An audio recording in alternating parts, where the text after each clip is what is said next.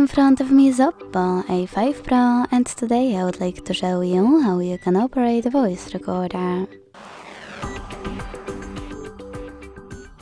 Begin by launching Recorder app and tapping on the red button at the bottom to start. As you can see, recording is on. To pause it or unpause it, use the same button. To add a bookmark, click on the left one, and to add a photo mark, on the right one. Now take a pic. To discard it, select this X, and to add it, this check mark.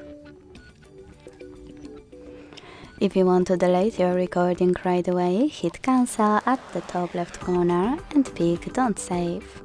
To end it and save it though, hit save at the top right one. Name it, hit save here. And to play it, click on it.